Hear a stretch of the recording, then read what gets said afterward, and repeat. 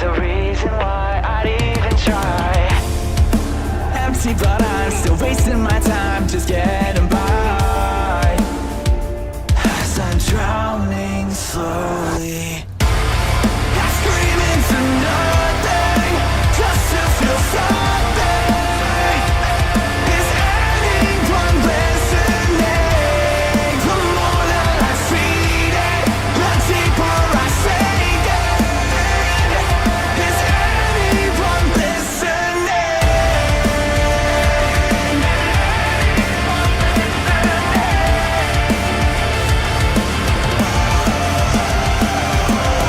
Locked up, I'm a prisoner of my mind, and I'm falling apart, pretending, believing that I know I'm not insane.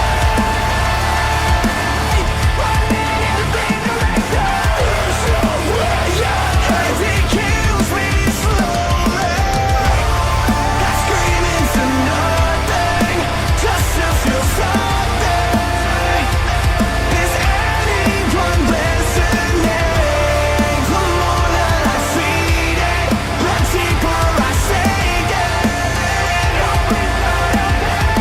Listen for the echo, that's the silent echo, the echo, the echo.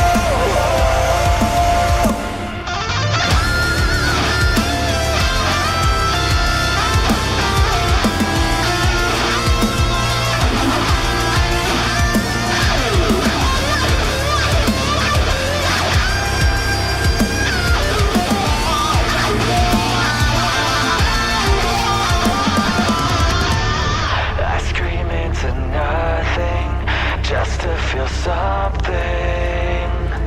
Is anyone listening?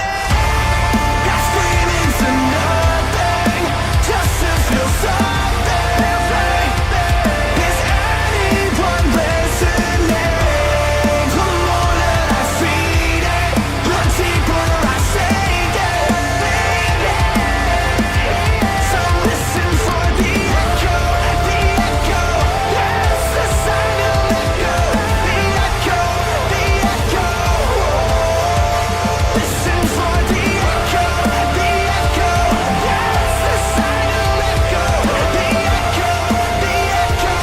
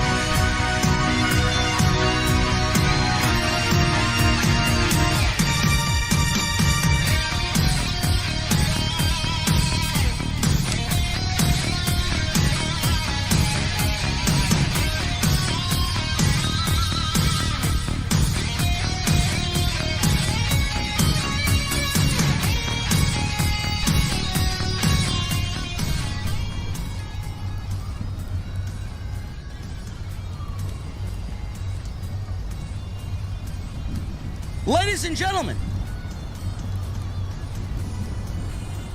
how we feeling on this Saturday afternoon, man? Gotta be happy hour somewhere, no? Gonna be happy hour in about a week and a half, man, when I take off and land in the United Kingdom, man. Hopefully you guys have a lot of cold beverages waiting for me, man. But we're not here to talk about the cold beverages. We're here to talk about, even though I'd like to, we're here to talk about SmackDown, man. What a boring show. And I don't mean that in any disrespectful way towards Adam Copeland, one of my personal favorite of all time. Oh, what a boring show, man. Outside of all the Edge hoopla, outside of the 25 years and celebrating Edge's career, what did we actually get on this show? Grayson Waller effect, Rey Mysterio, Santos Escobar, Austin Theory, LA Knight losing because of The Miz, the Street Profits, Charlotte. It was definitely a Friday night that I'm glad I missed.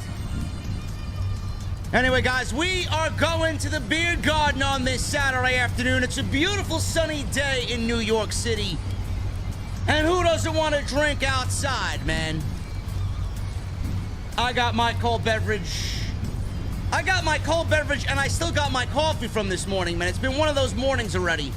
I'm exhausted from the HOG show last night, but we're doing this thing anyway. Make sure they're cold. And what the fuck are you guys drinking? I'll see you over there.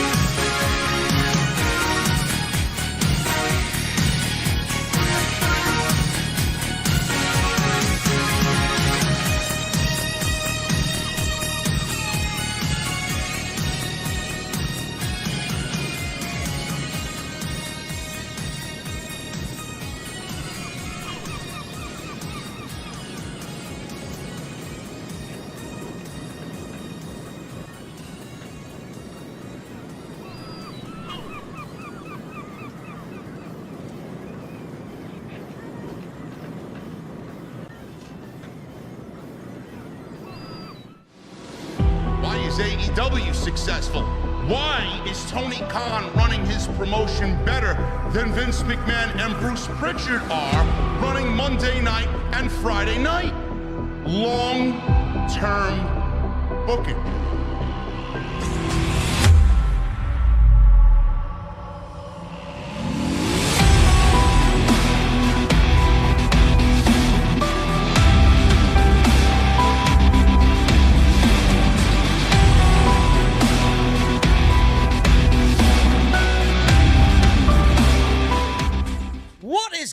Guys, thank you so very much for stopping by the channel once again today.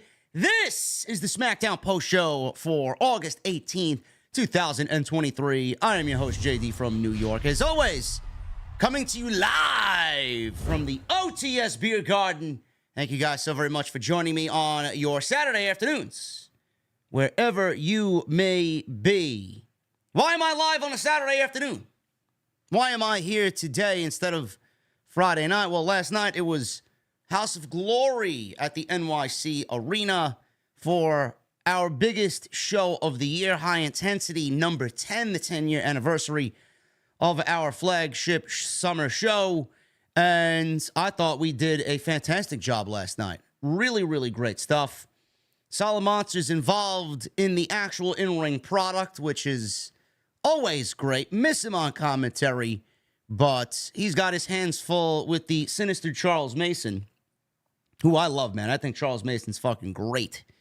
If you guys are looking for the next breakout star, that's your man right there. But I thought what we did last night was tremendous. If you guys watched on the premier streaming network, the home of Hog, Matt Cardona could not overcome Hiroshi Tanahashi, but he did not lose the HOG world title, man. Cardona is a sly motherfucker, man. Sly New Yorker is that Cardona. Non-title match. He made it into a non-title match because the commissioner wasn't there to do anything about it. So he made his own rules. So now it looks like Solomonster's got his hands full with not only Mason, but Cardona. If you guys want to go catch the replay, it is on Premier Streaming Network. And I thought you guys would enjoy that. So if you guys want some extra wrestling for your Saturday afternoon, it is now on demand for the Premier Streaming Network. So that's why I was not here live Friday night. And it looks like I didn't miss much, to be quite honest with you, man. It looks like I did not miss much on Friday night. There really wasn't a lot outside of the Edge retirement. 25 years of Edge in WWE. That's a long time. Certainly one of the greatest of all time is Adam Copeland. One of my personal favorites of all time.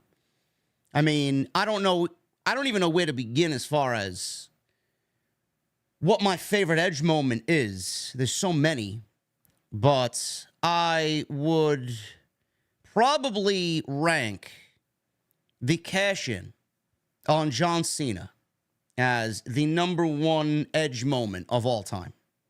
I think that's when he finally became who he needed to be. I think that was the huge turning point right there. I thought what they did with him as world champion was not long enough. I mean, it was basically he won the title at New Year's Revolution in the cash-in and then dropped it to John Cena legitimately 3 weeks later at the Royal Rumble. I hated it. But those 3 weeks, basically gave you where Adam Copeland needed to be. That's my top Edge moment of all time. Live sex with Lita on Monday Night Raw. I mean, everything about that 3-week stretch was tremendous for him. I think that was unbelievable. The return this year, obviously, well, not this year, but in the 3 years that we've seen him, after all the years away, his return at the Royal Rumble was, I think a lot of people expected it, but it did not take away from that. I mean, that made a lot of people emotional. What a tremendous night at the Royal Rumble 3 years ago when he came back. His feud with Randy Orton was really good stuff. The only thing that really hindered that feud was the fact that it took place in the middle of a goddamn pandemic and nobody was in the arena to really see these guys create their art.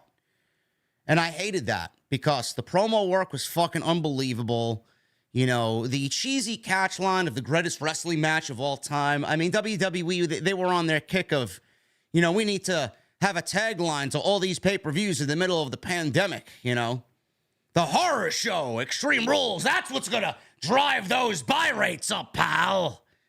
Shit was lame as fuck. But I enjoyed Edge for the 3 years he's been back. I think he's done a lot of great work. I think he's done some of the best work of his career in this 3-year stretch. Promo-wise, in-ring-wise, he just became a different beast. He really did. He became a different animal. This is not the same Edge. He was not going to wrestle the same way that we used to see Edge wrestle. He needed to change things up due to his age and his mobility, but that did not take away from how great he was.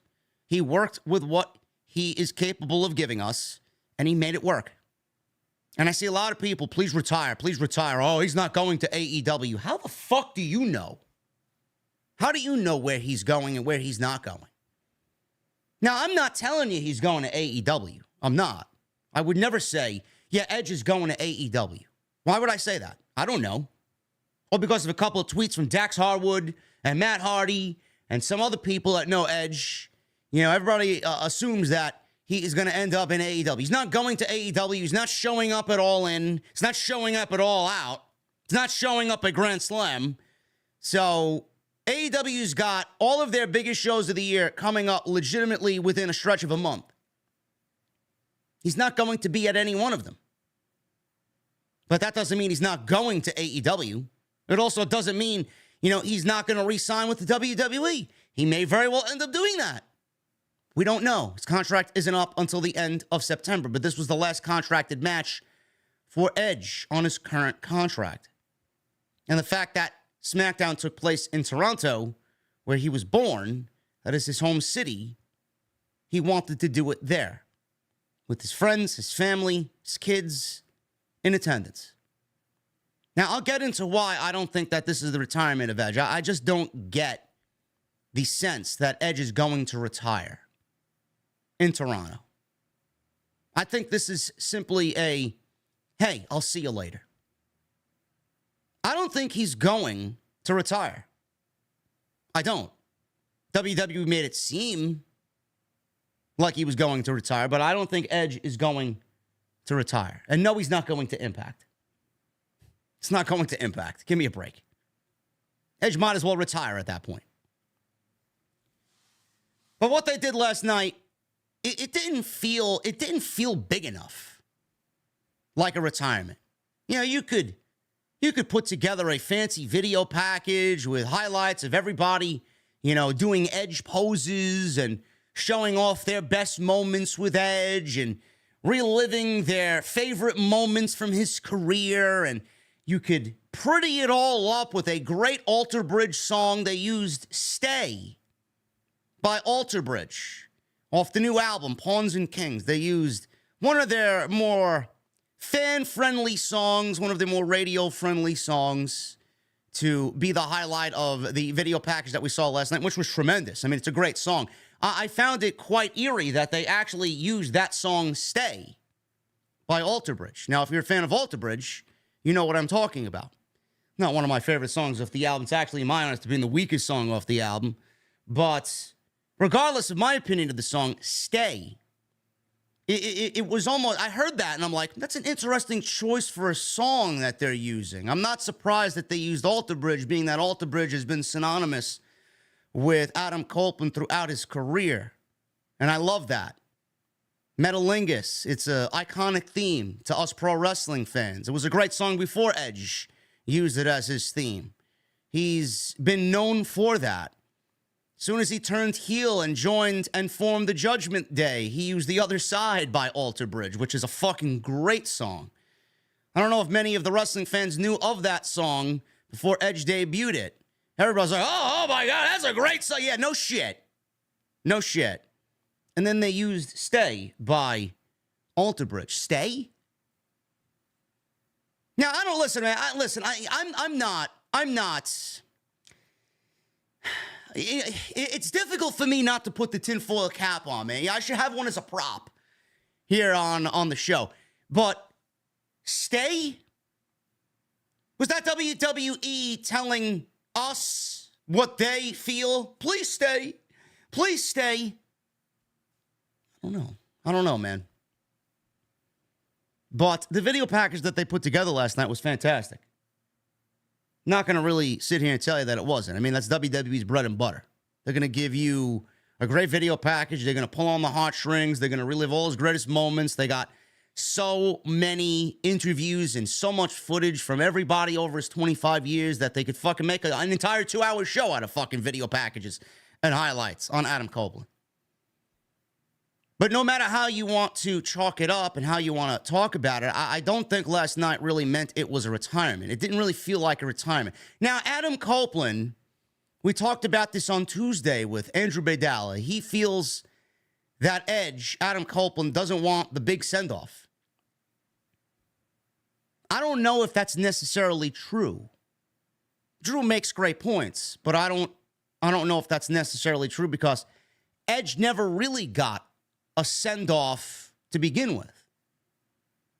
It was him losing, I believe, to Alberto Del Rio, if I'm not mistaken.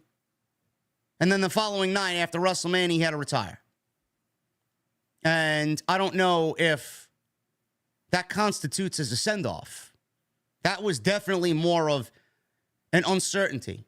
Hey, I got to go away for a little bit being 9 years. I'm going to go away for a little bit, get better, I'll see you later. And miraculously, with the medical advancements that we've made as human beings and in the medical field, it has given Edge a redo on his career. He didn't lose. I don't remember. He didn't lose. He retained the world championship and then vacated it. Okay. That's how much of a history buff I am. I don't even remember. I hated that fucking match. I hated the fact that match even opened the show. I hated it. Regardless, I got to go away for a little bit. See you later. He never got that big send-off. It was legitimately the following Monday Night Raw, goodbye. And he retired. He never got that true send-off. He never got a true retirement. Came back, got the grand 9 years being away reintroduction to the WWE audience, and he came back to basically end his career the way that he wanted. Now, I could see where Drew made a great point. You know, he wanted to do it in Toronto. He wanted to do it in front of his friends and family. He wanted to do it in his hometown. That may be enough for him. But Edge's career being subjected, and this is what he may want, but in my honest opinion, Edge's career being subjected to 25 years, I think a retirement at WrestleMania seems a little bit more fitting for one of the greatest that we've ever watched on TV. Is he somebody that doesn't want that big WrestleMania blow-off and he doesn't want it to be all about him? But he deserves it. It should be all about him.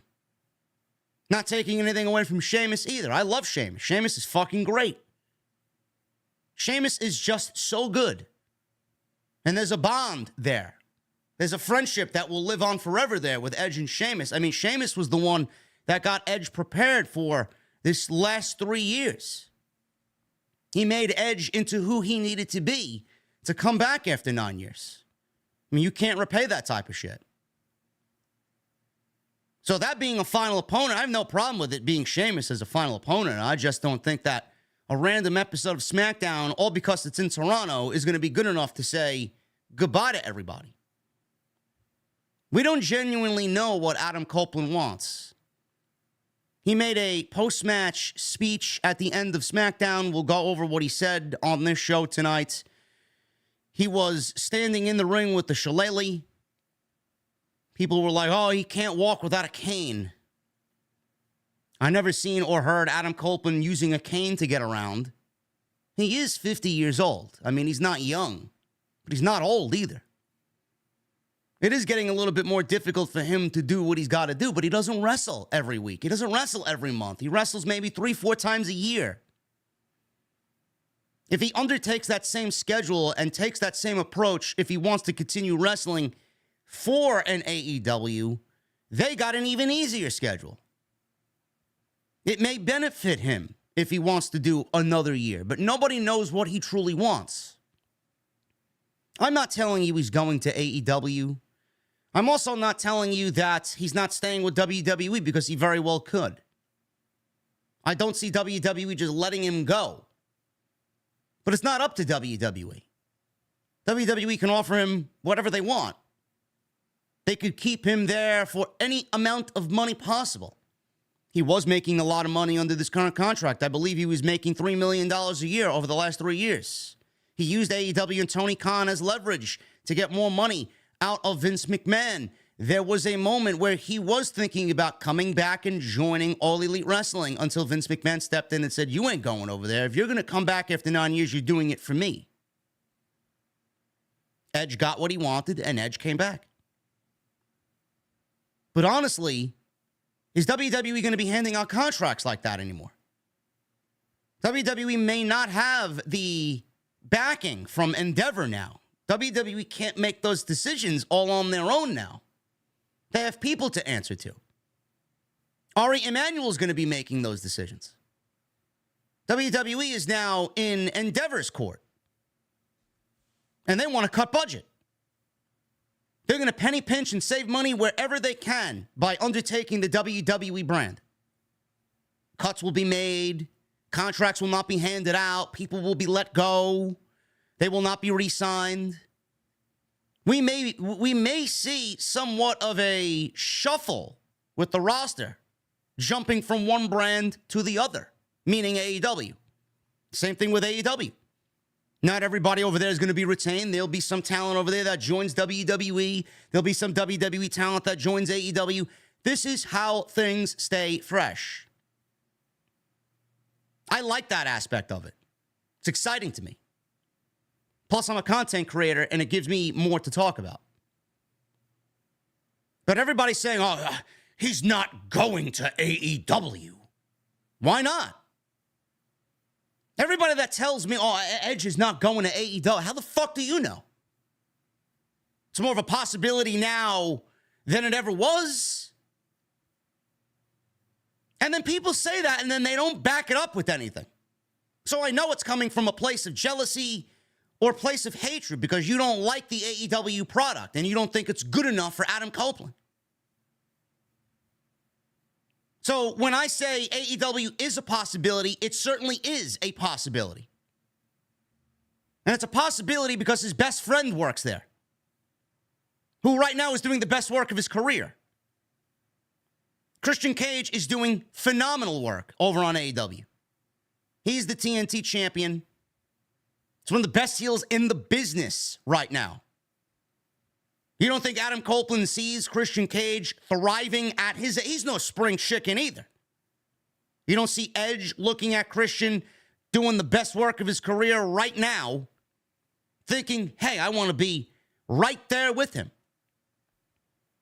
Christian Cage was in WWE during the pandemic. WWE did not want to use him in the way that Christian wanted to be used.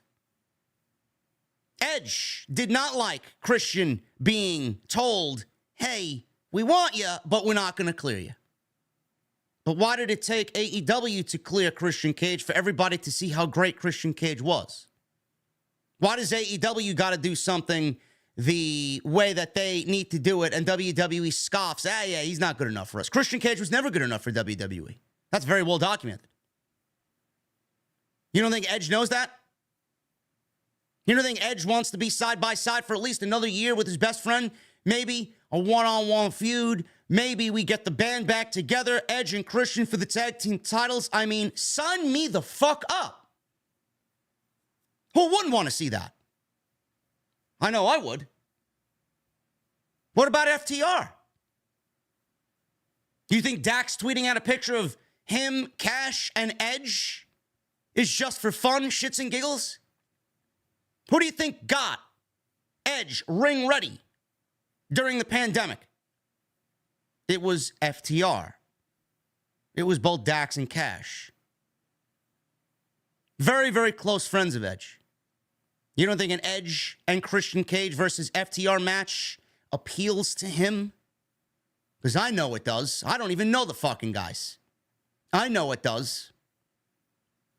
You don't think a match with the Young Bucks intrigues Edge?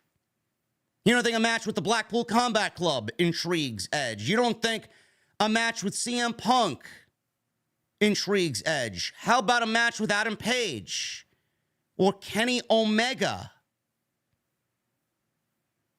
And these are things that don't have to happen right away. He doesn't have to wrestle 60, 70 times a year. He can still undertake the same schedule that he had in WWE and apply it to AEW. That is, if he wants to do it. But for everybody that tells me, oh, he's not going to AEW.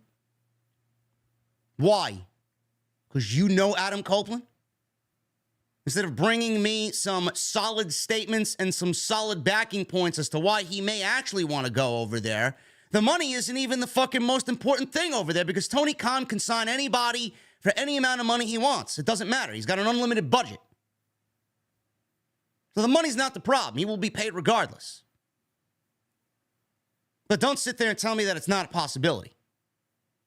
There is absolutely a loaded plate for him to intrigue him enough to sit at home, talk about it with his wife, go over it with his family, and map out all of the possible decisions. But a pro wrestler is never retired. He's never retired. One way or another, if Edge is truly done, he's going to have a place in the business, whether it's a trainer, a guidance counselor, something along those lines, a producer, an agent. Edge reportedly, I don't know if you guys remember, was doing creative on Raw. This was before he was drafted to SmackDown.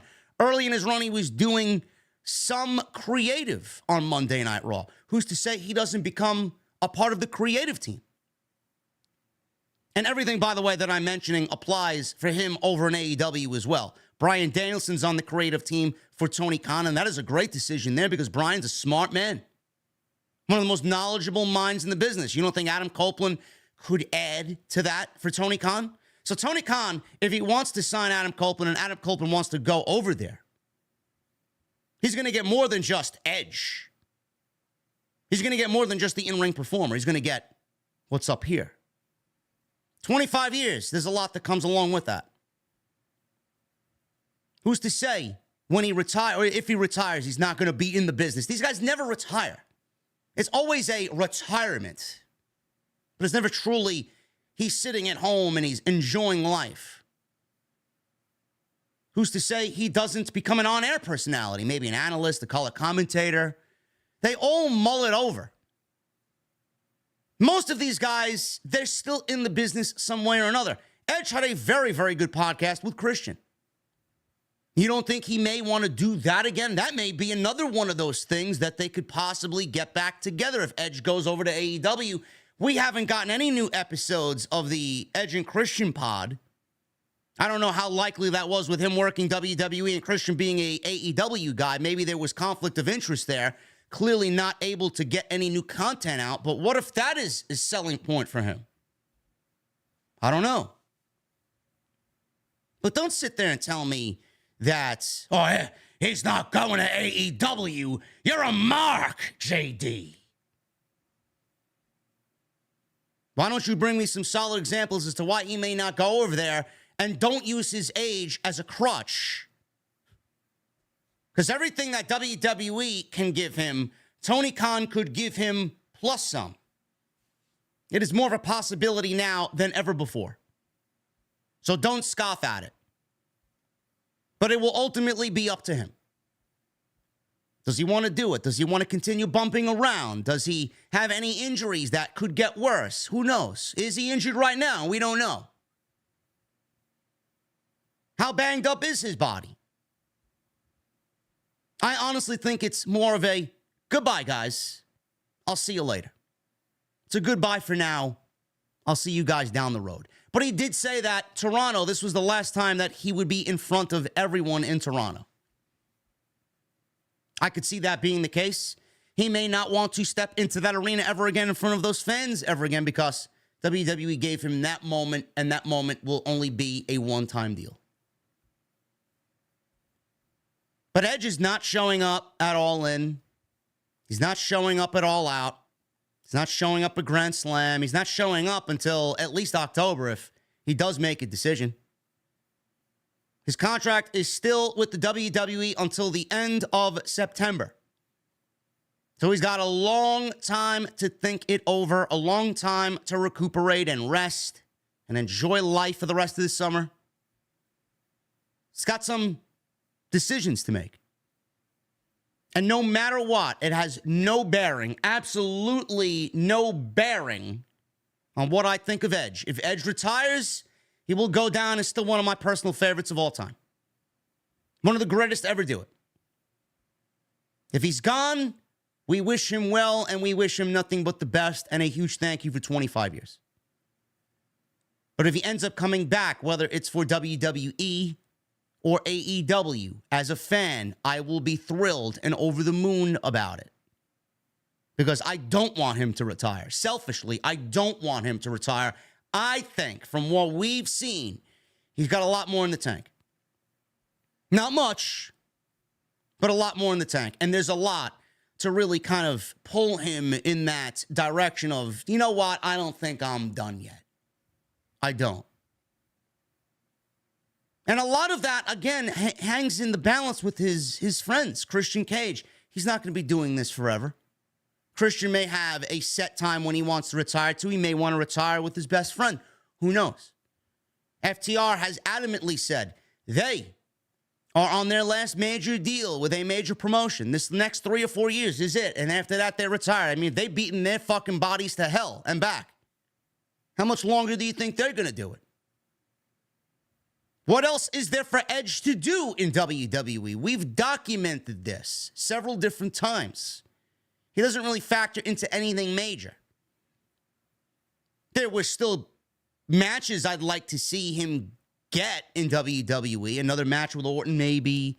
John Cena as a retirement, potentially. Brock Lesnar is always a possibility. Gunther.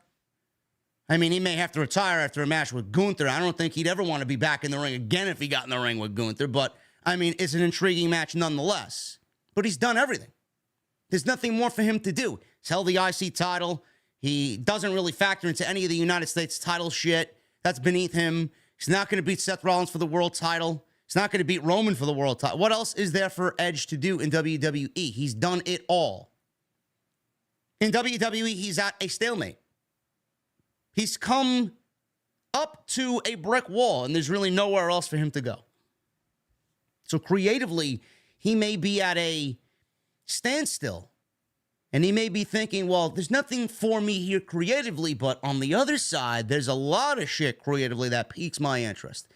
WWE is going to be offering me the money, but that doesn't mean Tony Khan's not going to match that, if not go greater.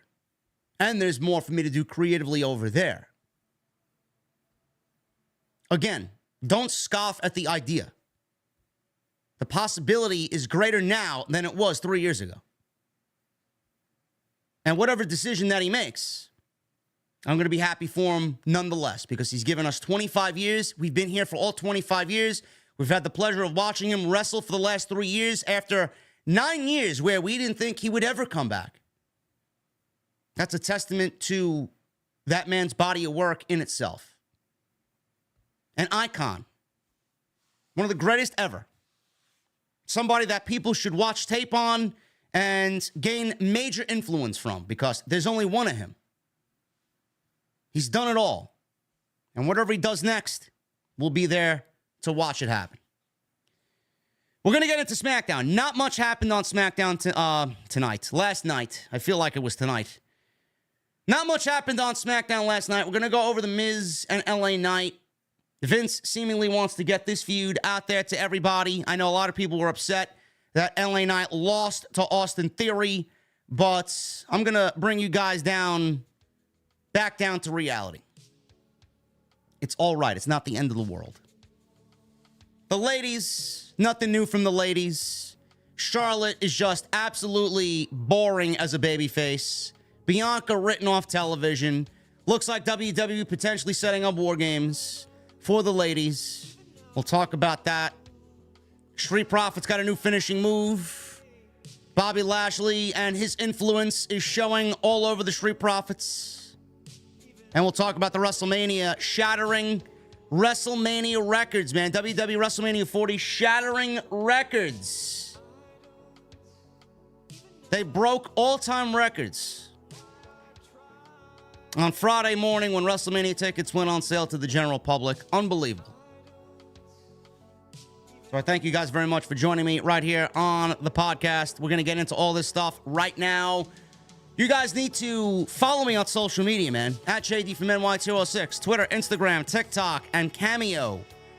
Make sure you guys hit that subscribe button down below. We are well on our way to 149, man. We're going to have a big party when we hit 150. I don't know what we're doing, but we may have a thank you stream or of some sort. I don't know. We'll figure it out. So make sure you guys follow me on social media. Hit that subscribe button. Turn on the bell so you guys are notified. Go check out all of the content. Plenty of content. You guys want all the drama on Dax and Cash? You guys want the drama on Cash, I should say. Dax has nothing to do with it, but they will be on Collision tonight. Made a video on Cash and his arrest yesterday. All the CM Punk drama, including that unbelievable stream that Jesse and I did on Wednesday, man. Unbelievable stuff. Go check that stuff out. We were live on Tuesday for episode number 9 of Tuesday Night Titans. Make sure you guys go check out that show with Andrew Baydala and myself. Monday, we were live for Raw. You guys got all that content for you. Go check it out, man. Literally. We're flying to London, man. We're flying to London soon. Meet and greet will be happening. I've chosen a location for the meet and greet. in the United Kingdom, in London. I will be letting you guys know what that is on Monday. I don't know if it's going to be something you guys... I know I'm going to have some of my UK folk. Oh, man, you could have did a little bit better with the location. But listen, man, me and my team have called so many places for a fucking meet and greet. And some of these places, most of these places actually are so small that I told them, well, I want to give a soft number, maybe 50. I know we're going to have more than 50 people show up. And a lot of these places just won't take us. So I had to take the one that would, and that's what it is. A lot of you guys wanted me to do Box Park inside Wembley. I'm not going to be in Wembley. I'm not staying in Wembley. I'll be in Wembley for the show, obviously. I'll let you guys know where we're going to be before the show. But on Saturday night, man, I want to actually have a fucking UK experience. I don't want to, yeah, man, let me descend on Wembley for all the wrestling stuff with the rest of the wrestling geeks. Kind of sounds boring, man. But I will let you guys know on Monday where that's going to be, so keep an eye on the socials for that. Make sure you guys go check out the Hog Show from Friday night on Premier Streaming Network. Some really good stuff there.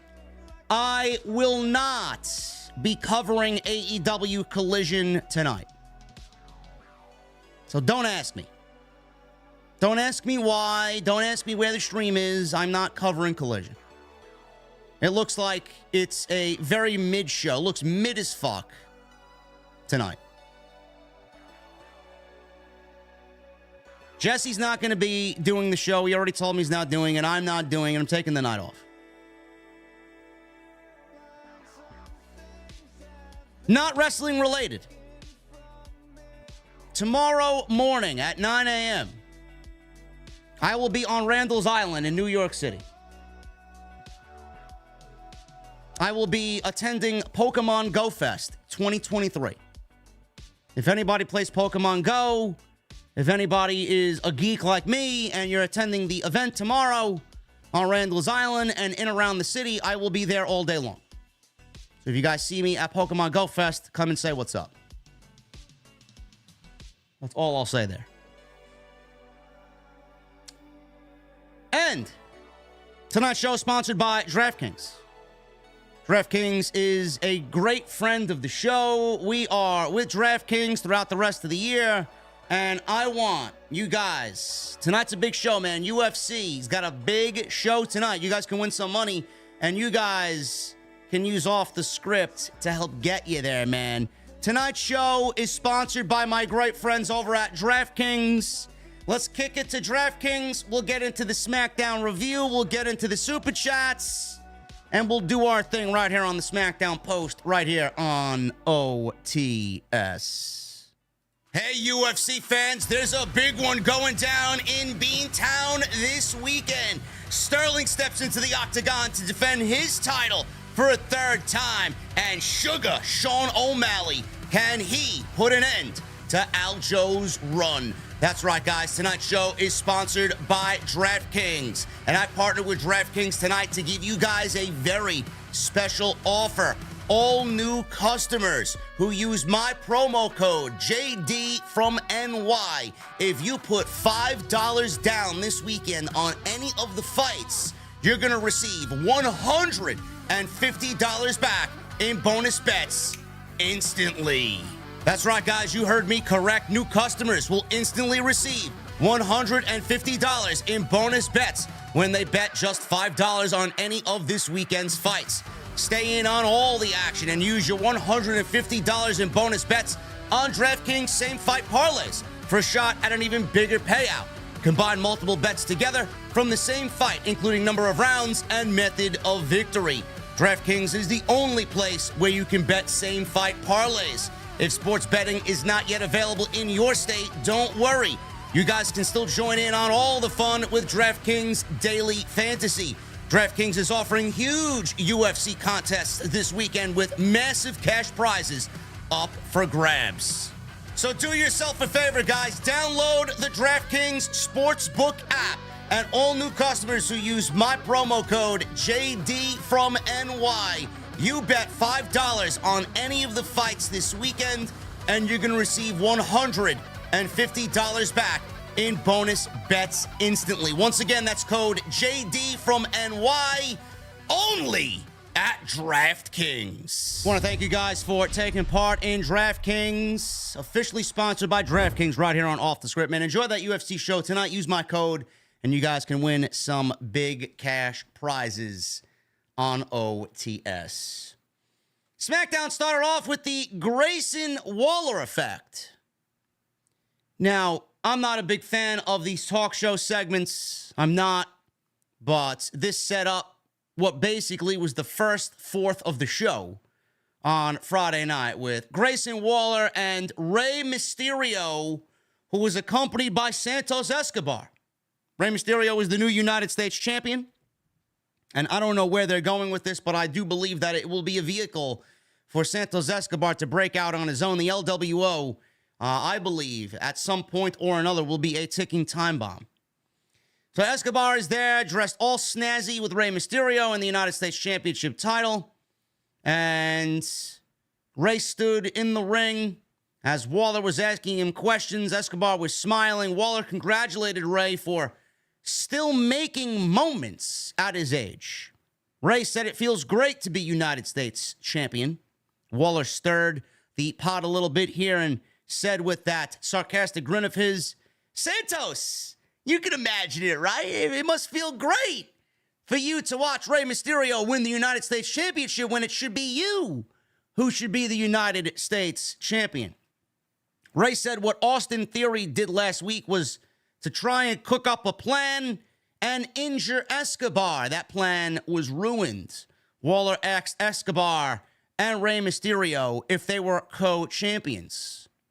So the reason why he said that was because Rey said the most important thing is that the United States Championship is within the LWO. So Waller got sarcastic and asked, well, does that make you guys dual champions? No, it does not. So Waller said he thought there'd be tension between them since he stole Escobar's title shot. Waller said Escobar was on a roll, a big roll with some big wins, at which point Escobar pointed out Waller was one of the people who he beat.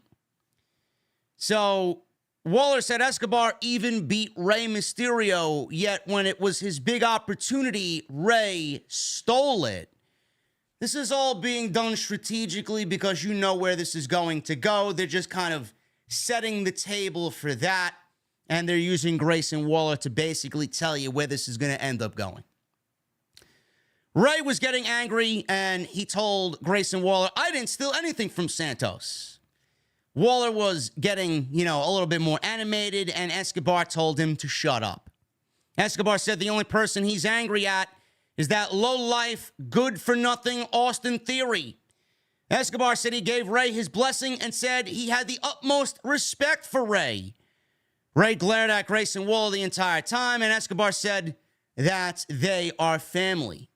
Out comes Austin Theory. He had a microphone in his hand. He got booed. Theory congratulated Rey Mysterio for becoming a 3-time United States champion. He said it's a great achievement, but where's the Father of the Year award? So we're still on that. Austin Theory had a terrible United States title run, and he's using fucking storyline, pot shots from 3 months ago. Great job. No wonder this kid's not over. So he got in the ring and said Escobar was too weak to step up to face him because he had a knee brace on because of the attack from Austin Theory. Theory told Rey he wasn't supposed to be in the match. He said Adam Pearce was going to walk out there and give him his title back because that's where it belongs. So Pearce did come out. He stepped out from the back, and he said he had a feeling Austin Theory would have a few words for him. Nobody wants to hear you complain tonight. Out comes LA Knight. Huge reaction in Toronto for LA Knight. He walked out. He milked the moment a little bit. Crowd was going crazy. Let me talk to you. LA Knight said Theory rarely defended his title anyway, and he fumbled the ball as United States champion. He said he doesn't care who the champ is now because someday soon it's coming to him. He said he went through 24 other men at the SummerSlam Battle Royal, and it will be no problem to go through him. He points at Austin Theory. He challenged him to a fight since they're both in wrestling gear, and he challenged him to a match, which then he kind of asked Adam Pearce, why don't you put us two in a match, and the winner of this match gets a shot at Rey Mysterio for the United States Championship. Adam Pearce liked the idea, and that was basically what we got to open the show. Now, I thought Grayson Waller looked fine here. This was probably the best Grayson Waller's looked in these Grayson Waller segments. I mean, he was kind of playing up to all of his other guests, Pretty Deadly, Charlotte, and none of those really hit at all. I know there were a couple more. I don't really remember who else was a guest on the Grayson Waller Effect. But what he did tonight, he kind of egged Austin Theory on, and he kind of threw it right back in Rey Mysterio's face, making Rey out to be the bad guy. He was very sarcastic with Santos Escobar and basically calling Santos a loser and a jealous loser at that. I liked his demeanor in this segment. So I thought it came off well. It's just with these talk shows, it's the same basic WWE formula. You know, you got the host, you got the guest, someone else comes out, they start trouble, we get a match made, and boom, that's the open of the show. Very, very stereotypical, very formulaic open to SmackDown. Very Vince-ish, but I like these guys involved. I do. It's the youth of WWE. It's the secondary title and the feuds that center around the United States title. You got Grayson Waller, you got Santos Escobar, who's fantastic. Rey Mysterio's great. Austin Theory, LA Knight. I like that. I do. These guys should be featured on the show in some way, shape, or form on a weekly basis. Now let's get Cameron Grimes involved in that as well. You know, he's on main event. He's working fucking dark matches. He's got to be involved in that as well. They got a great secondary division, if you want to call it that, for the United States Championship. We need these guys on the show weekly. That is the Workhorse Championship on SmackDown. It should be portrayed as such. These are the types of guys that are going to get you there. So we got Austin Theory and LA Knight. This is a United States Championship #1 contender match. Miz, he showed up. Miz's music hit before the match actually started, and he joined the commentary team. Corey Graves, Kevin Patrick, and Michael Cole. Little too much Kevin Patrick on Friday night. I'm going to need him to take at least 3 or 4 steps back. Michael Cole should be the lead, and Corey Graves should be the color. And whatever else is left over, Kevin Patrick can fucking throw in a word or two. Too much Kevin Patrick. So Miz was on commentary, and the bell rang, and we got this match underway. And before the commercial break, Miz and Knight exchanged some words. Theory took advantage of this and kicked LA Knight in the face. LA Knight came back by throwing Theory into Miz, which, again, very, very typical of WWE to do that. You know, the one guy sitting on commentary is probably feuding with someone in the match. The guy who's in the match pokes fun or throws his opponent or something on the man he's feuding with sitting at commentary, throws something on him, throws something in his direction, and the man on commentary usually gets involved in the match and distracts said opponent to have him lose. That's exactly what happened here. So this was a setup to that. So after Theory got thrown into the Miz by LA Knight, we go to commercial break. We're back from break, and Theory was working LA Knight in the middle of the ring. He slowed the pace down with a side headlock. Theory landed a rolling drop kick for a 2. Theory hit a big clothesline. He then goes to the apron. He went for another one of his rolling moves. LA Knight caught Theory and hit a back suplex, which looked really good. Really good stuff there. LA Knight ran Theory into the corners and landed a big neck breaker. Side Russian leg sweep. A big boot to the face. He goes for cover and only gets a 2 count. LA Knight was bleeding from his forehead off of something. I don't know where that came from. Regardless, LA Knight landed a running knee right to Theory's face. He lifted Theory, but Theory rolled out. Chop blocked LA Knight from behind. Theory went for A-Town down, his finishing move, but LA Knight got out of it, countered it into a big power slam. Miz, this is where he gets involved. because he's now looking for revenge on LA Knight, who earlier in the match threw Theory on top of Miz. He jumps on the apron. LA Knight turned his attention to the Miz, and then he landed a DDT on Theory, who he saw coming from behind. Knight went for the Miz on the outside. He went to go chase the Miz, thinking that he had Theory down with the DDT. This is where LA Knight clotheslined Miz to the floor. Theory rolled up Knight, and as soon as he came back into the ring, rolled him up and hooked the tights for the 1, 2, 3. So LA Knight had a brief case of dumb babyface syndrome. That's what he had. He took care of LA Knight. This is a United States Championship #1 contender match, and here LA Knight is preoccupied with The Miz when a shot at the United States Championship is on the line after he had Austin Theory beaten with a DDT. He decides to go outside and take care of The Miz for whatever reason. And a lot of people did not like the fact that, A, The Miz was on SmackDown. Corey Graves even kind of made fun of it. You know, I like where you're going with that, Cole. Maybe we should have everybody just show up on the other brand. He said on commentary. I like random guys showing up on whichever brand they want.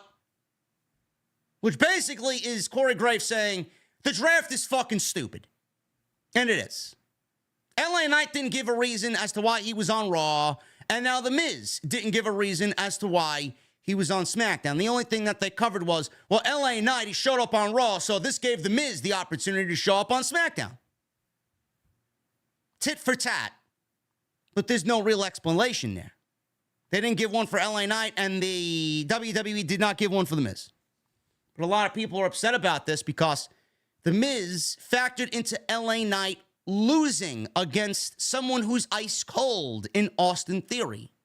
Now, I don't give a shit about Austin Theory versus Rey Mysterio, but they got to finish up that little storyline with Theory and Santos and Rey Mysterio. So it clearly is the right direction there. Do we want to see LA Knight lose? No. Did a loss last night to Austin Theory, does it take LA Knight back a few steps? No, it doesn't.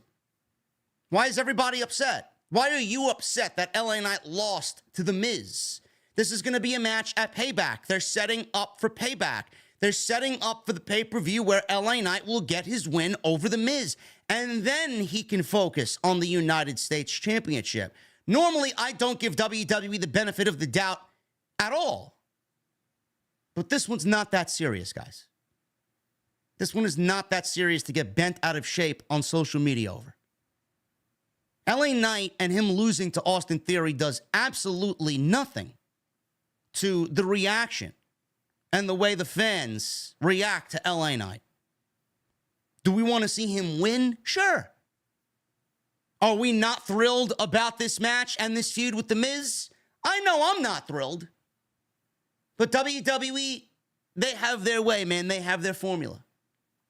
The Miz is one of the gatekeepers for WWE. They feel like if LA Knight can succeed in a feud with The Miz, then he may be ready for them to move him to the next level.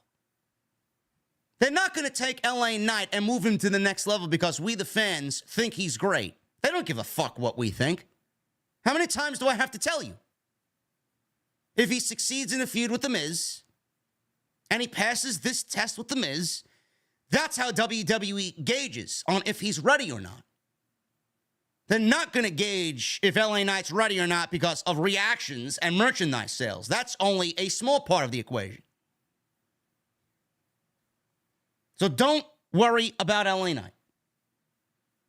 It's not the end of the world.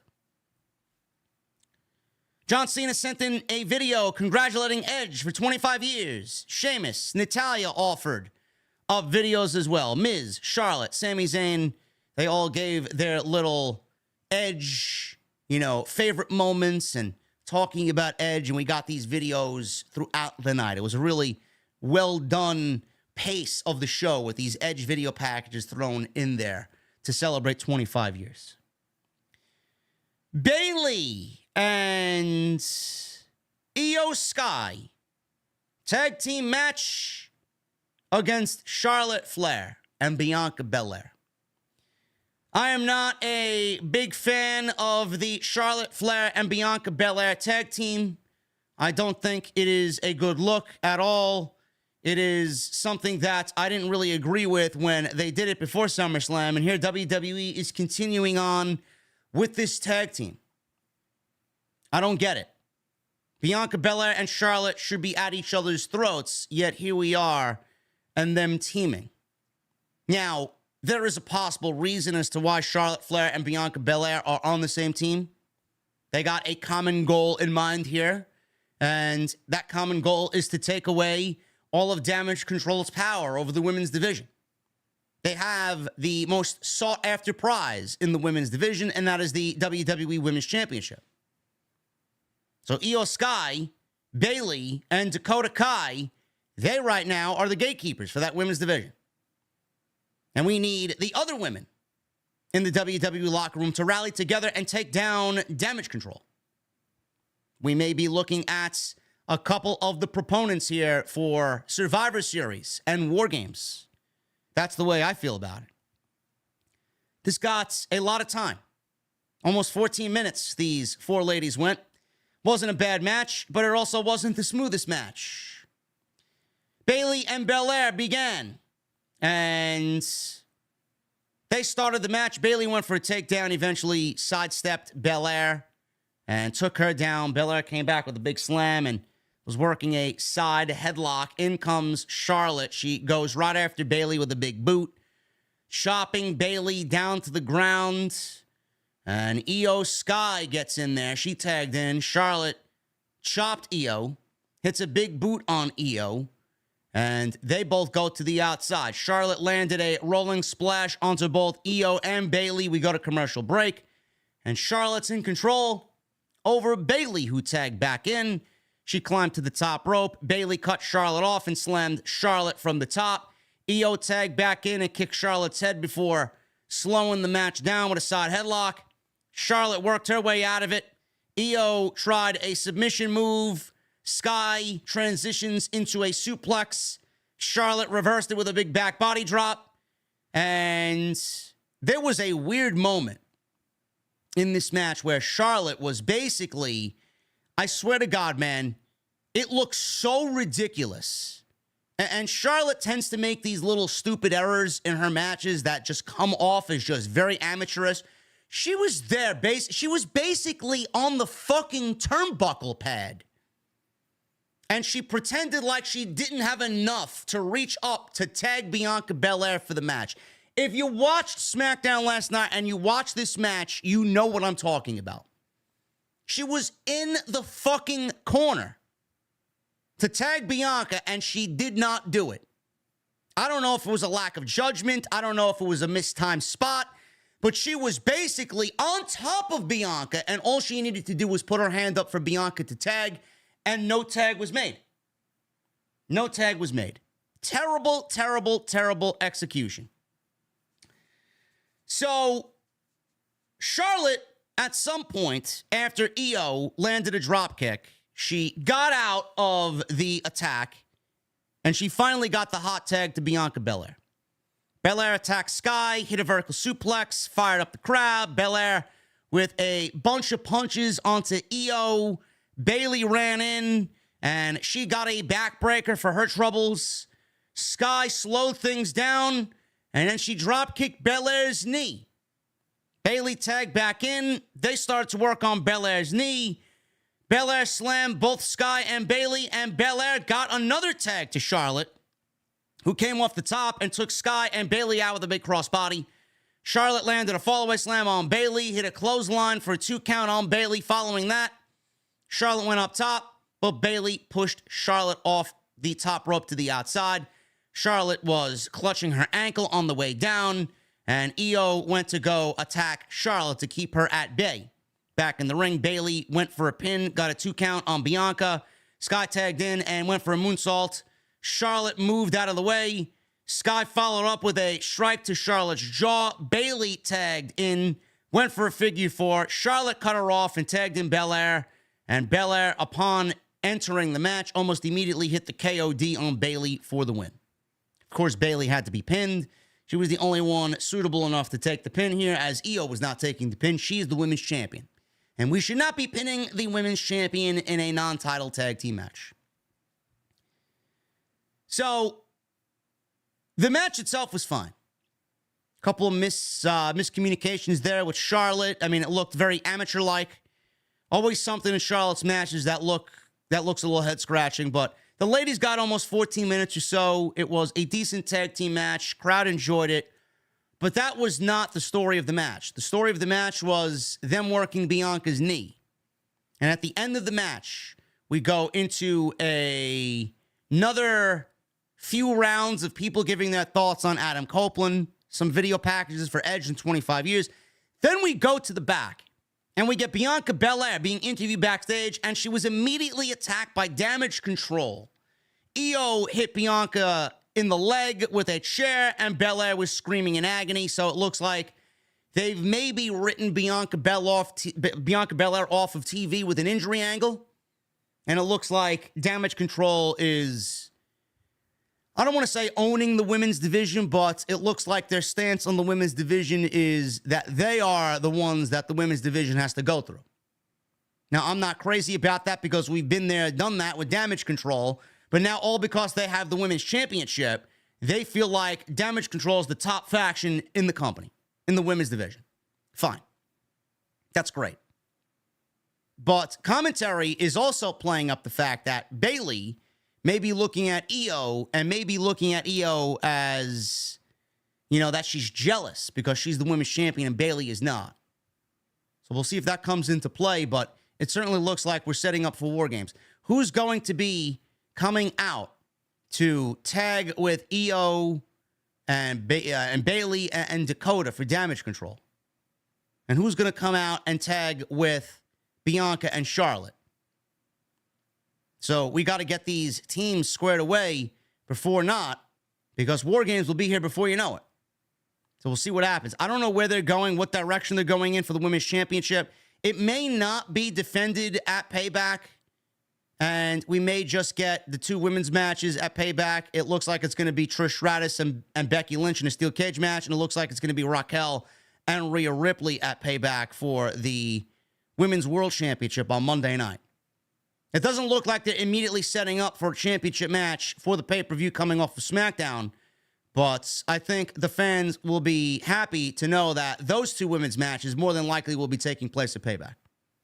And I don't need WWE to rush a championship match because there's a pay-per-view coming in 2 weeks. As long as they build a story to it and make us care, I don't give a shit where it happens. Just don't rush it to get a third women's match when it's not needed on Payback. So I thought this was very well executed. Street Profits, Montez Ford and Angelo Dawkins. They defeated the OC, Carl Anderson and Luke Gallows, in about 3 minutes. This was as basic of a TV match as you could expect. Street Profits win with their new finishing move. It looks like it is Sky High or a spine buster, a sit-out powerbomb of sorts by Angelo Dawkins, with Montez Ford bouncing off the ropes and hitting a neck breaker. Tandem offense, spine buster, power bomb, whatever you want to call it, neck breaker combination for the Street Profits. Now, I don't know what that means. The frog splash is always a great end to the Street Profits match, and it looks like this new Hurt Business looks like they may be baby faces at the end of all this. Who knows? I don't know. I was thinking that maybe they changed their finishing move because this new Hurt Business may end up going heel. I have no fucking clue. But Street Profits win, as you would expect. Very basic tag team match. It was just there. Nothing happened here that I really need to go into detail about. The finishing move was the biggest takeaway from this. Bobby Lashley came out after the match, celebrated with the Profits, and they're really, really slow playing this. Nobody knows where it's going. Nobody knows who they're going to feud with. Nobody knows that there's going to be any added new members to this group. They're just there.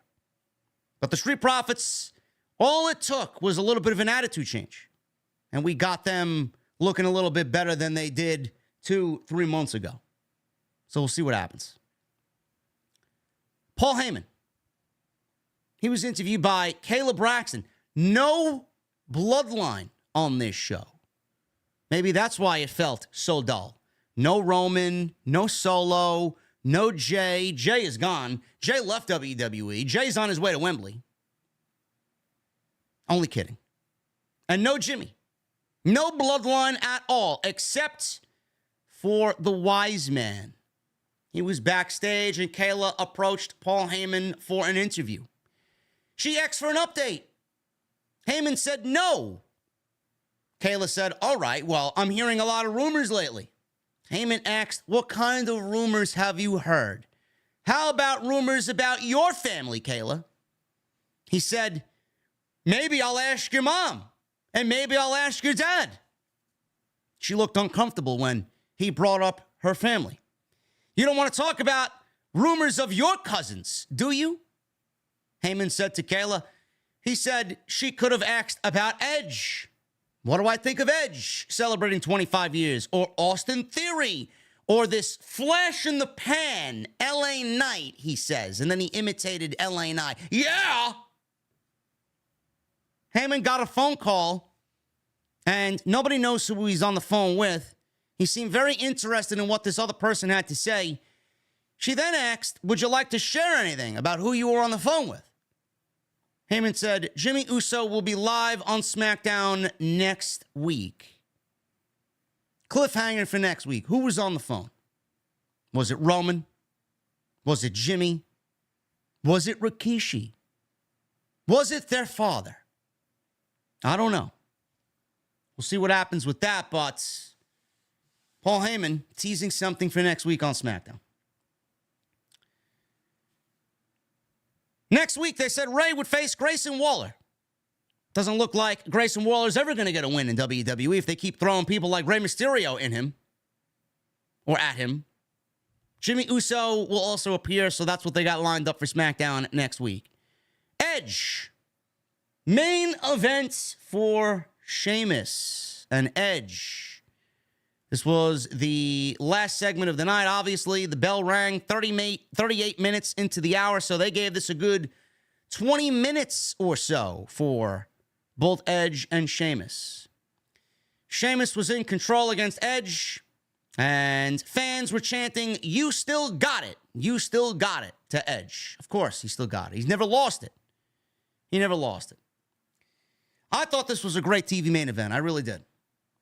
I thought these guys killed it. Sheamus never has a bad match. I mean, it's very difficult for Edge to have a bad match. He's just, it might not be as quickly paced as you'd like because Edge is a little older, he's a little slower, but that doesn't mean it's a bad match. I remember when he wrestled Finn Balor earlier in the year, and people were like, oh my God, this match took forever to get going. One of the best matches that WWE put on all year. I don't know what the fuck you guys were watching. I thought that was great. So they shook hands. They locked up. Sheamus landed an Irish curse backbreaker early to take Edge down. We go to commercial break. So when we come back from commercial break, Edge landed a back elbow on Sheamus. He kept control of the match.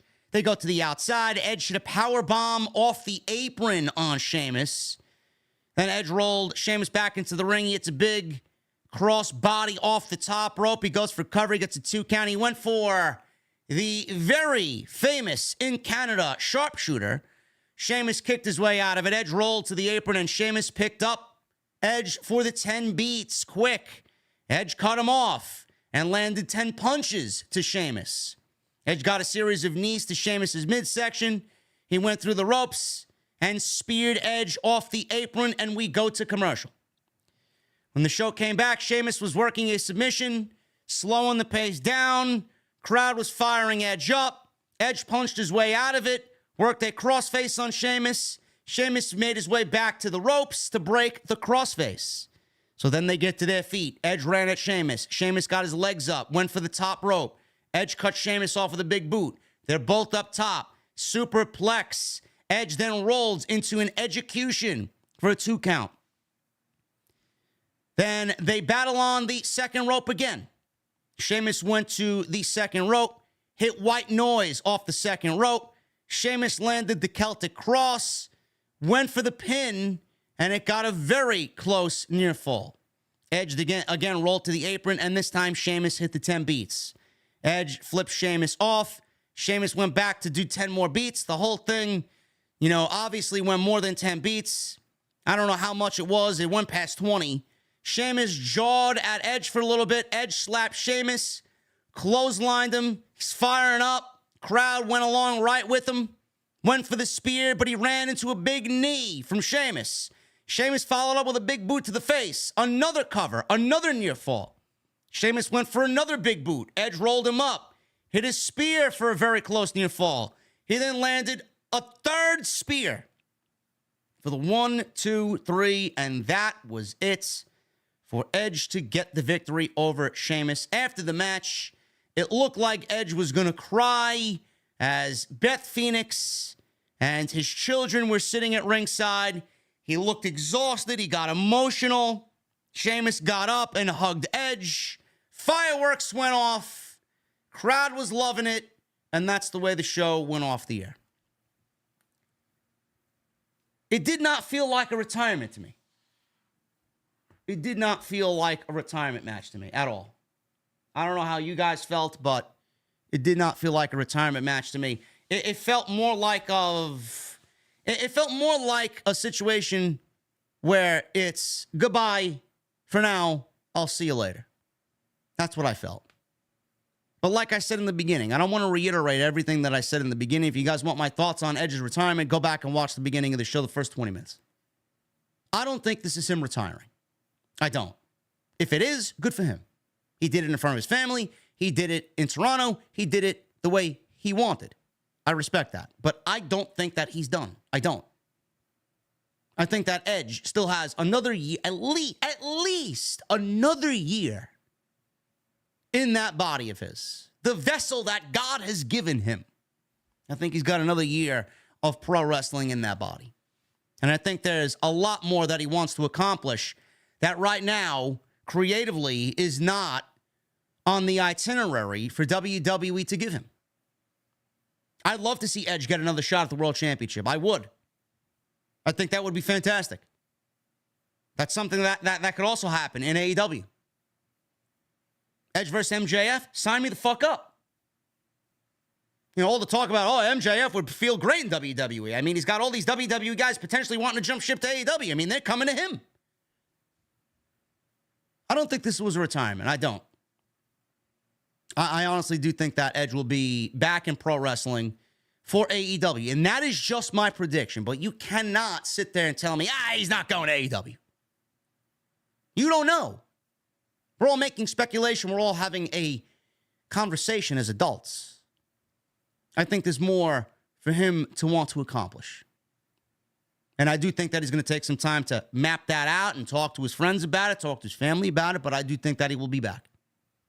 I do think that he will be back. But he's not going to be in AEW imminently. He's not going to be at All In. He's not going to be at All Out. Don't expect him at those shows. Don't expect him at Grand Slam. His contract is up at the end of September. And he even said so in a interview with FAN Morning Show. He said, and I quote, "I can't say I haven't thought about it. I have for sure, but I realize that I haven't come to any conclusions. And I'm kind of torn, honestly. I don't want to do this to the point where I don't feel like I'm able to have the output that I want. Only I know how I feel when I'm deep into a match. Okay, I didn't do enough cardio, or I did all the cardio and I still feel terrible. That's why I really want to collect myself after this thing, take a big old deep breath and decide what that is. My contract is up at the end of September. This is my last contracted match with WWE. I have a lot of decisions to make. I can't do it now. I have to see how Friday goes. Friday went great. I know that's not a clear answer, but I don't have it yet." It's going to be a very interesting story to watch develop, guys. But no matter what happens to that man, I know you, me, and everybody else are going to be on his side no matter what he wants to do. Guys, thank you so very much for all of your support here on the channel today. We are going to hit the super chats in just a little bit, man. So if you guys want to hang around and hang out on this Saturday afternoon, get them on in. We're going to hang out in just a second, but I want to thank you guys for joining me on the post show this Saturday afternoon. Make sure you follow me on social media at JDfromNY206.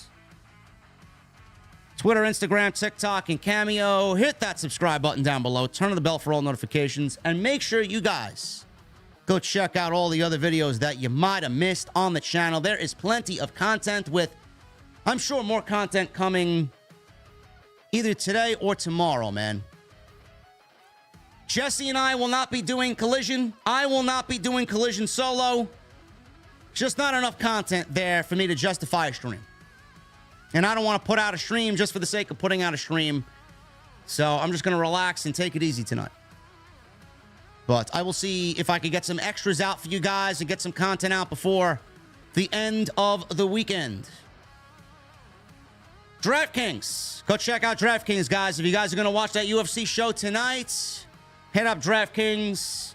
Don't miss out on all the action and all the fun with DraftKings. Download the DraftKings app. Sign up. I left the link pinned in the live stream chat.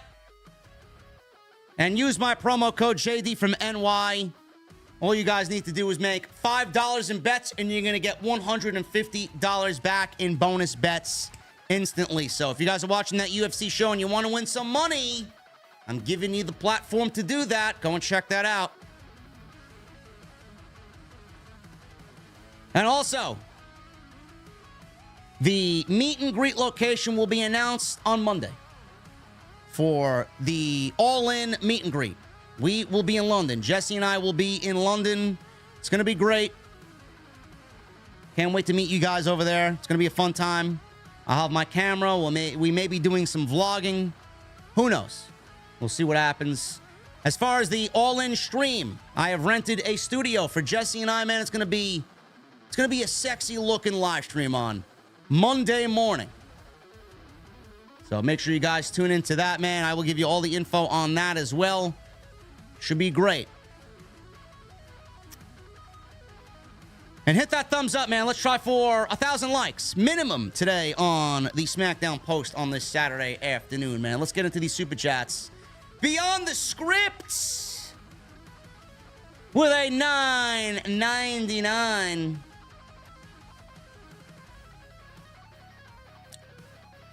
Listen, clown, you find out with the rest of the geeks, okay? Now, I'll tell you after the stream is over, Jesse. I'll text you the info.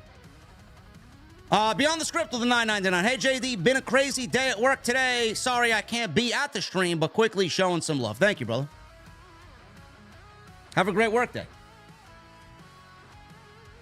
Cameron Battle with a $1.99. How's the Pokemon card collecting going? Good, Cameron. I ordered 151. It's coming in October. Got some booster boxes coming for 151. I'm trying to not get too involved. I want to do one set at a time. But right now, I got my binder for Obsidian Flames. I have a box. A whole 36 packs box of Obsidian Flames. I want to open that on stream. But I haven't done it yet. And I don't know where to stream it. So I don't know if there'd be any interest in that. But I got my binders set up already. I bought some solo packs to get myself going. Didn't really pull anything big yet. But I want to do that at some point. Maybe I'll find time to do it tonight, man. I have no fucking idea. I have no idea. But I'd like to do that for you guys. But man, I'll tell you, man, this shit gets addicting. I don't know how these guys do it, man. I mean, they're buying fucking boxes left and right. It's like all their fucking it's like all their YouTube money just goes right to boxes. It's ridiculous. Anyway. Thank you, man. I appreciate you, Cameron Battle. $9.99 from Beyond the Script, and Cameron Battle with a $1.99. Thank you, guys. Lunar Guardian with 12 months. 1 year in the best community in the IWC. Lunar, thank you. Hacky Sack, 89 with 11 months. Have a spot of tea for me, JD. SmackDown felt completely flat, minus the Edge tribute. Not putting LA Knight over again as a slap in the face. Hopefully, I gave you guys a solid explanation in regards to LA Knight. It's not that big of a deal, guys. Don't worry about it. And Hacky Sack, thank you for 11 months. The Pirate Pimp with a $5 super chat. Aye, mate. Keep doing what you do, JD. Most honest man in the business. Arr. Pirate Pimp, thank you. PD Shaw, the Meat Father, with a 30 months. 30 months and counting. Always great to hang with the best in the IWC. OTS for life. Thank you, Meat Father.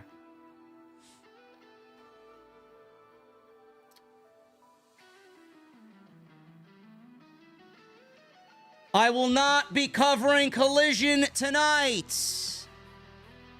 There will be no Collision. There will be no Collision.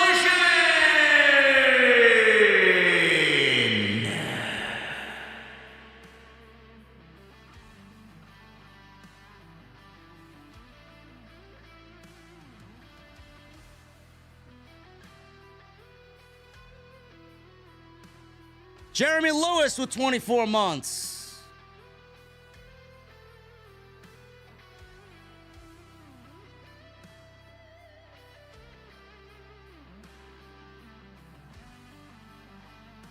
"24 months ago, I set a trek up Mount OTS, and today I have ascended, reaching the summit of the Golden Mike Peak. Cheers to 2 years and counting." Jeremy Lewis, that gold mic looks very good on you, brother. Thank you.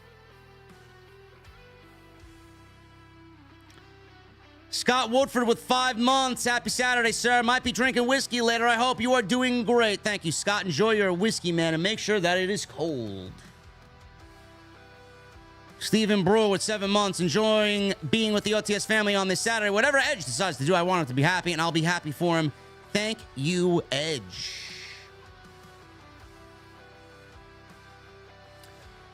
Mikey Ozone with a $4.99. Thoughts on Chris Danger, Denkops challenging Adam Cole in DPW? Just a troll or a legitimate challenge? Well, I think, first of all, I think Denk is great. I've been watching Denk for many, many, many years. The fact that he is taking what basically blew him up and turned it into a real life thing, man. I do not want to know what he had to go through to get ring ready. There's a whole document. He made a whole documentary out of it, man. I urge you guys to go watch it. I think it's great. That's commendable, man. That takes a lot of fucking balls.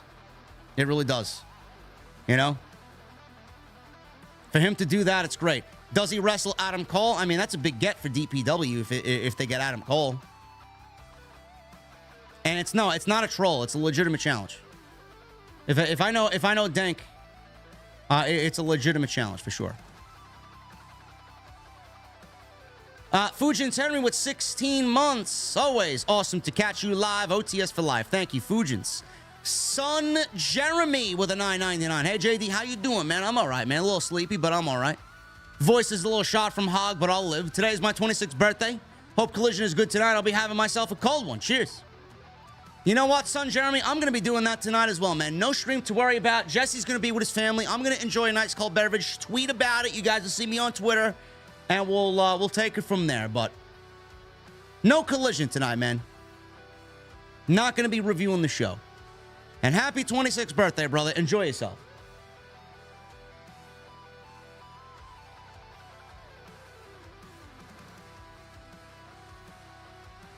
Jesse, I'm gonna have to dump you, man. Listen, man, I may be doing the meet and greet by myself, man. I'm gonna leave you in London all by yourself, okay? Will Chisholm with a $10 super chat. JD, you to go. Do you believe that having All In and All Out a week apart was too soon? Yes, I do. Because it feels like Tony has a problem booking Omega on the pay-per-view, but what is All Out pay-per-view's card going to look like? I'm assuming Omega will have to catch the one-on-one. That's what I think is going to happen there. And I do think having the pay-per-views a week apart, man, it is a creative nightmare for Tony Khan, but he's not going to let you know that. He's going to pretend like he knows what he's doing.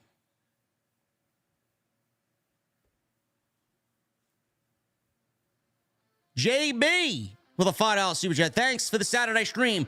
There were no other live post shows that were being watched last night. Who cares? Who cares about any other live stream but this one, man? They're all boring. Fightful's team on Friday night is fucking horrendously boring. Who else is live? Don Tony's great. I love Don Tony. Solid Monster was with me. He wasn't live. If it ain't Jason or me, who the fuck cares?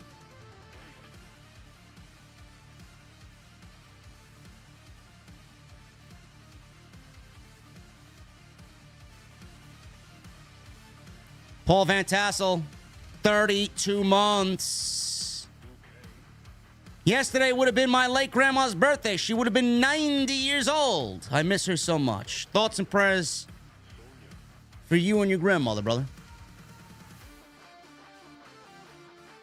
Jericho, 8131, $10 super chat. Have you heard Elon Musk is getting rid of the feature for users to block accounts on Twitter? Your battle with the Twitter twerps on your post is about to get much more difficult. Yeah, I'm assuming Elon was blocked by a couple of notable people in his circle, and now he wants to get them back. Or get back at them. It's kind of lame. But I read today that taking the block feature away from Twitter is something that is against Google and Apple policy. That would be a mistake. So we may have to rely on the mute button. As long as I don't see it, I don't give a fuck. But I don't want people looking at my fucking profile, and I want that option. I want that power. Fuck them. They have nothing to do with me and don't support me. I don't want them looking at anything I do.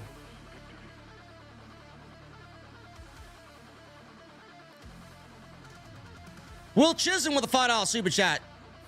Do you think Paul Heyman's teasing LA Knight could be setting up a match with Roman at some point? No, I do not. Don Parker with a $5 super chat. Thanks, JD, for all that you do and keeping it real. Edge is one of the greatest ever. Can I get a...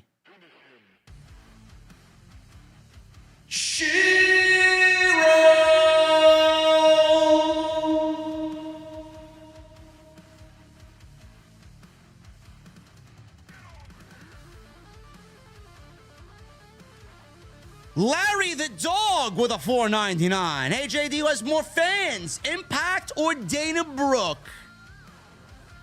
Trick question. What fans? Oh, man, the war between Jesse and Larry the Dog continues. Oh, my God, man. Larry's going below the belt with the Impact dig. Gotta love it, man.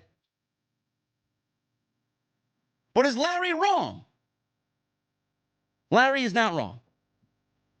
I'll tell you what, though, man. I told Jesse this last night, too, after the match was over.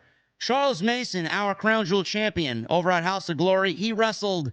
He was supposed to wrestle Eddie Kingston last night. Eddie had to back out because of a family emergency. And they got Masha Slamovich to take his place. And my God, man, we had an intergender match for the ages last night, man. Masha and Mason killed each other. She is so fucking good, man.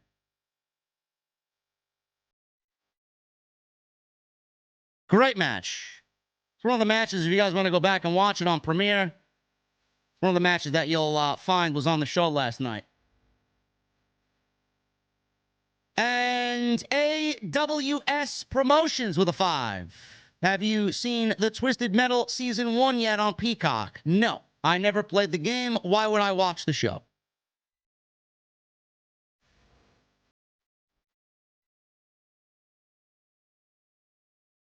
And Chris Bell with a $5 super chat. WWE needs to get it together and push Cameron Grimes to the moon. Love you, brother. Stay safe. Thank you, Chris Bell. Appreciate you, man. Get this guy Bray Wyatt out of here, man. This guy's a fucking asshole. I mean, I show me. Fuck off, man. Jesus Christ. You're spamming the fucking chat with I show me. I'll show my meat to your mother, man. Get the fuck out of here. Seriously. Fucking stupid, man. You come in here to mingle with the fucking community and watch the show, not troll the chat. Nobody gives a fuck about absolute garbage streamers. Trash fucking content.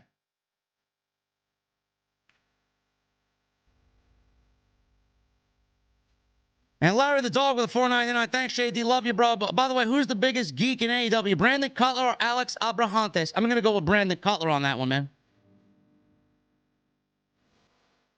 Anyway, guys, that's all I got for you on this Saturday afternoon, man. Quick little stream here on your Saturday afternoons. If you enjoyed the stream, I would appreciate a thumbs up.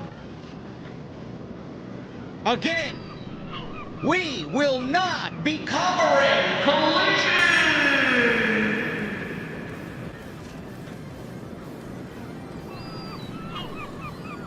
Okay? Just so that you guys are aware. Anyway, hit that thumbs up, guys. I would really appreciate it. Make sure you guys hit that subscribe button as well. Turn on the bell for all notifications. Go check out DraftKings if you guys are watching the UFC show tonight. Win some money.